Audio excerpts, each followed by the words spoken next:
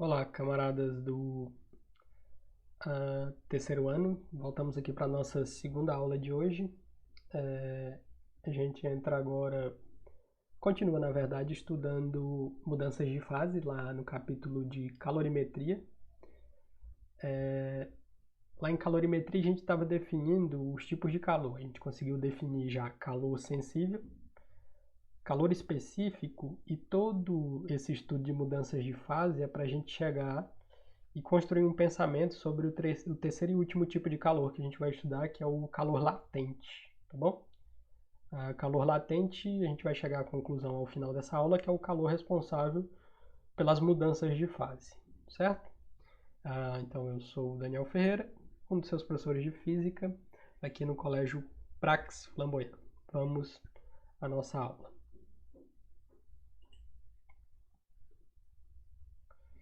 Então, a gente vai continuar seguindo exatamente os tópicos lá do livro de vocês aí no tablet. E a gente tratou de diagrama de fase, falou de ponto triplo da água, ponto crítico e tal. Definiu o ponto triplo, o ponto crítico, que é o local de possibilidade de transição para estado gasoso, e assim vai. A gente vai falar agora um pouco, antes de chegar propriamente na equação do calor latente, da diferença agora entre ebulição e evaporação. São coisas distintas, tá bom? Já é a minha sexta aula hoje. Tô com a garganta já um pouquinho, por isso essa água o tempo todo. Então o que ocorre? A vaporização pode ocorrer por meio da evaporação ou da ebulição. Tem duas maneiras de ocorrer vaporização, certo? São coisas distintas, por isso que existe uma palavra para cada coisa. Então a vaporização, lembre-se, pode ocorrer tanto por evaporação como por ebulição. Qual a diferença? Enquanto a evaporação se dá na interface entre a fase líquida e a fase de vapor, a ebulição envolve já todas as moléculas que estão no líquido, tá bom? Então, de novo, a evaporação vai se dar ali na interface do líquido. Já a ebulição envolve todas as moléculas do líquido em questão, que está sendo, por exemplo, aquecido. Então, ponto 1, em geral, sobre a evaporação, em geral a evaporação ocorre lentamente e sem turbulências. Então, geralmente não, você tem processos que estão mantidos a volume constante e a uma pressão constante, se você não mexe em outros parâmetros aí. Então, ocorre lentamente sem turbulências. Além disso, a temperatura de evaporação é independente da pressão que atua sobre o líquido, certo? Outro detalhe, a gente vai ver isso, como isso se aplica propriamente nos exemplos de exercício. Na ebulição, já a ebulição, melhor dizendo, é um processo turbulento e rápido. Então, enquanto a evaporação ocorre lentamente sem turbulências, a ebulição já é um processo turbulento e rápido, em que as bolhas de vapor se movimentam dentro do líquido devido às forças de empuxo, tá bom? Você vai tendo variação de densidade quando você aquece a coisa e devido às forças de empuxo você tem movimentos rápidos e turbulentos. Então, ao contrário da evaporação, na ebulição a temperatura em que ocorre a vaporização depende da pressão atuante sobre a substância. Então, o que a gente está estudando novamente? As maneiras como ocorre vaporização, que pode ser por ebulição ou por evaporação, que são coisas distintas, tá bom? Segue aqui um exemplo para tentar internalizar melhor esse conceito. Tome como exemplo a água sujeita a uma pressão de 1 atm, uma pressão normal atmosférica, que está em uma panela. Então, a água sujeita a 1 atm em uma panela pode evaporar em temperaturas como 20 e 30 graus Celsius, certo? Pode ocorrer a evaporação entre essas temperaturas. Mas para entrar em ebulição, aí é diferente. Para entrar em ebulição, a água já precisa atingir 100 graus Celsius, tá bom? Que é esse evento turbulento. Fica aí como curiosidade para vocês. Dada essa diferença lá entre a ebulição e a evaporação, vamos falar agora de um outro ponto importante na física, que é o tal do ponto de Orvalho, que é um ponto muito característico aqui, que vai aparecer provavelmente também em diagramas de fase.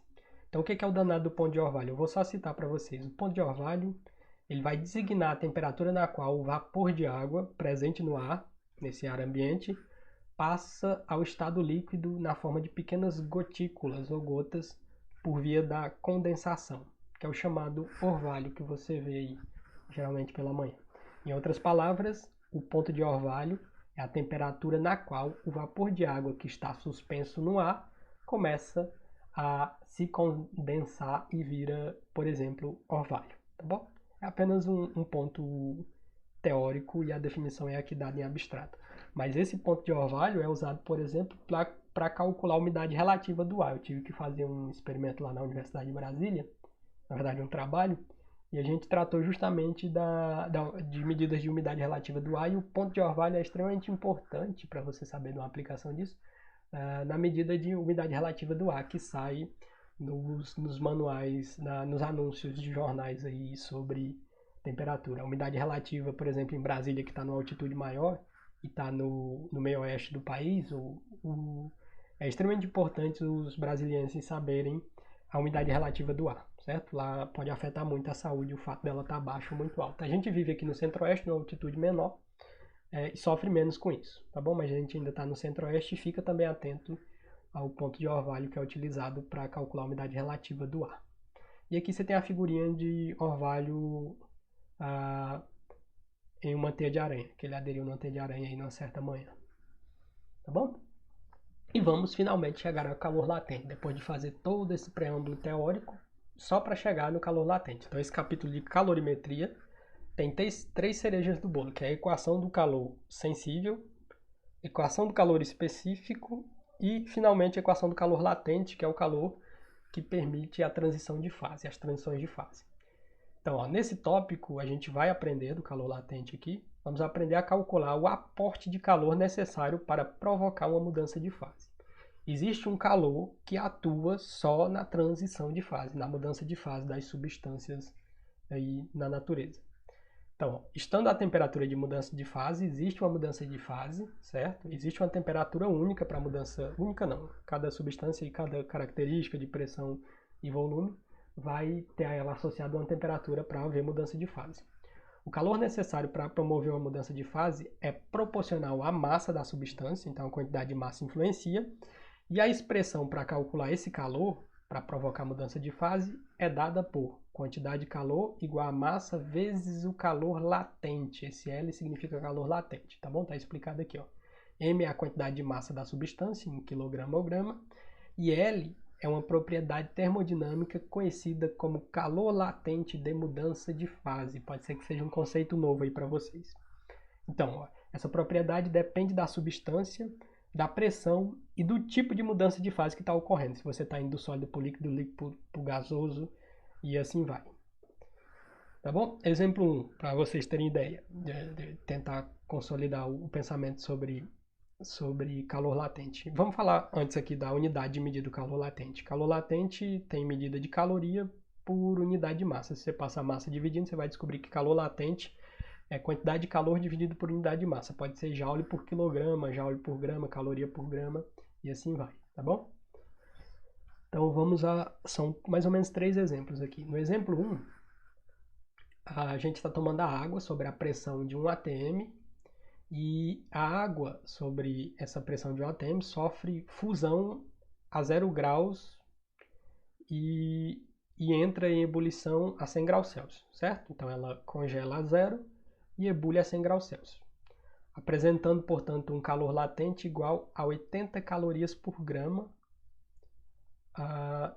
e um calor latente de vaporização, o que ele está dizendo? Que estamos analisando esses dois casos a uma pressão de 1 atm. A fusão da água, para haver fusão da água, existe um calor latente ali envolvido, que é um calor latente de fusão de 80 graus Celsius, certo? 80 calorias por grama. E existe um calor latente de vaporização que está aqui envolvido nessa ebulição, que é de 540 calorias por grama. Tá bom? É a quantidade de calor que você tem que ceder para aquelas unidades de massa para haver mudança de fase, certo? Então, o que ocorre? As interpretações físicas desses números são as seguintes, desses números aqui, ó. Então, para uma massa unitária de 1 grama de água, sujeita a uma pressão de 1 atm e sujeito a uma temperatura de 0 graus Celsius, é necessário ele receber 80 calorias para passar do estado sólido para o estado líquido, tá bom? Por exemplo, segundo para entrar em fusão, né? Que o que está rolando é uma fusão. Então, do estado líquido do estado sólido para o líquido. Então, deve ser o contrário aqui, tá bom? Análise do caso 2, que é a temperatura de ebulição. Enquanto essa mesma quantidade de massa unitária, ou seja, 1 grama de água líquida, estando sujeita a uma temperatura de 1 atm e sujeita a uma temperatura de 100 graus Celsius, precisa receber 540 calorias para passar para o estado de vapor, tá bom? Aqui é só trocar aqui, ó, foi digitado errado. Então, a massa unitária de 1 grama de água, sujeita a 1 atm de pressão e sujeita a uma temperatura de 0 graus Celsius, necessita receber 80 calorias para passar do estado sólido, do estado líquido para o estado sólido, se for fusão, certo? Ou pode ser o contrário também, para ela transitar ao contrário é a mesma condição, tá bom? Sem nenhum problema. Beleza, então aí analisado esses números desse exemplo, leia aí com atenção, qualquer coisa volta o vídeo. Então, outro ponto, esses valores são exatamente os mesmos para as mudanças de fase inversas, que é o que eu falei ali, solidificação e condensação, tá bom? Eu achei que estava equivocado aqui estado sólido e estado líquido, mas é verdade para o processo inverso, tá bom? E aqui também, para um estado de condensação, que é você vindo do gás para o estado líquido.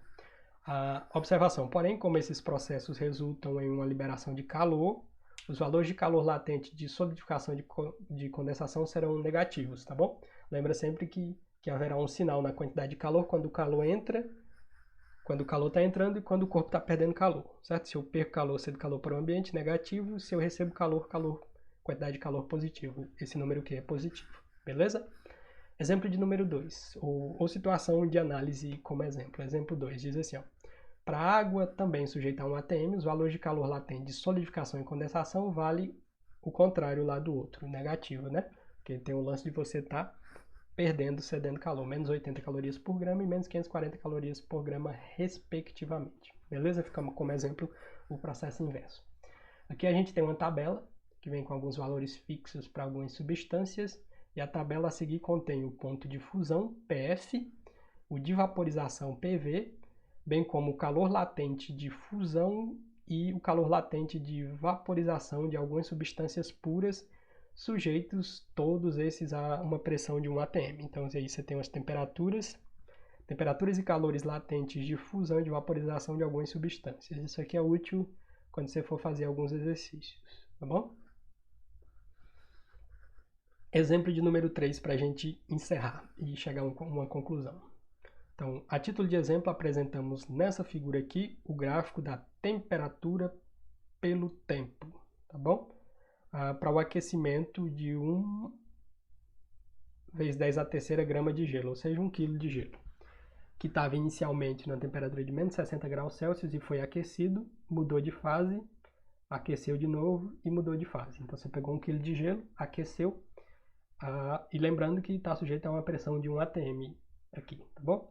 Então, o que rola? O calor é fornecido por uma fonte de calor a uma taxa constante de 1 vezes 10 a quarta calorias por segundo. Então, suponha que você consegue aquecer isso, por exemplo, com um fogão ou alguma maneira qualquer, que possa ceder calor, por exemplo, uma serpentina, mas de maneira constante. Então, você está acendendo calor de maneira constante para esse bloco de gelo de 1 kg. Então, o que você pode observar? Observe que a temperatura se eleva inicialmente até zero. Você estava em menos 60 e foi até zero. Aqui variou a temperatura. Que é o ponto de fusão de gelo, e chegou no ponto de fusão do gelo, certo? Que é ali no zero. Ocorre que a fusão ela ocorre a uma temperatura constante. Aqui, ó. Veja que a temperatura não está envolvida no processo de transição de fase. Viu que a temperatura ficou constante? Então, uma característica da mudança de fase é que não há variação de temperatura, tá bom? Não se esqueça disso. Depois do gelo ser completamente fundido, a temperatura se eleva, então houve fusão do gelo e depois a temperatura é elevada. A temperatura é elevada até 100 graus Celsius, que chega ao ponto de vaporização da água. E por último, o líquido vaporiza a uma temperatura constante. Ocorre vaporização aqui, certo? De novo, ó, durante a transição de fase não varia a temperatura, certo? Uma característica. Então, ponto 1 que a gente pode analisar. Os aportes de calor em cada etapa desse processo podem ser calculados, eu posso calcular o aporte de calor em cada processo aqui, em cada parte do gráfico, tá bom? Então, os aportes de calor em cada etapa desse processo podem ser calculados por meio da equação do calor sensível, onde houver variação de temperatura, por exemplo, aqui e aqui, certo? Para as etapas com elevação de temperatura, e pela equação do calor latente, que é igual a ml, para etapas de mudança de fase. Se eu quero calcular calor onde há mudança de fase, eu preciso observar as regiões onde não varia temperatura. Tudo bem? Outras coisas que podem ser analisadas. Os valores do calor específico que você pode usar na primeira equação são 0,50 calorias por grama Celsius, esse é o calor específico do gelo, tá bom? E 1,0 calorias por grama Celsius, que representa o calor específico do gelo e da água líquida. Do gelo é esse, da água líquida muda, são esses respectivamente. Se você quiser fazer aquele cálculo da quantidade de calor onde houve variações de temperatura, primeiro de 60 a 0, depois de 0 a 100. Nessa segunda equação, lá do calor latente, os valores de L serão 80 calorias por grama 80 calorias por grama para o gelo, depois que passa a ser água, 500 calorias por grama, que representa o calor latente de fusão e de vaporização, respectivamente, caso você queira substituir naquelas equações que eu comentei. Então, finalmente finalizamos aqui a teoria desse módulo inteiro de calorimetria, deixando uma pergunta para você, meu aluno do terceiro ano, refletir. Questão para refletir. Para manter uma bebida gelada, por que é melhor adicionar o gelo a 0 graus Celsius do que a mesma massa de água líquida a 0 graus Celsius? Porque você não pega só a água gelada a 0 graus antes dela passar do estado... lembra lá que a água pode ocupar um ponto triplo de coexistência de estados, né? Então, a 0 graus, pode ocorrer da água estar líquida a 0 grau, antes da transição de fase, e pode ocorrer dela estar gelada. E a pergunta é a seguinte: por que é melhor usar o gelo, que está a 0 graus, do que a água que está líquida, também a 0 graus, se a temperatura é a mesma? Confabule aí, pense com você e responda quando for possível.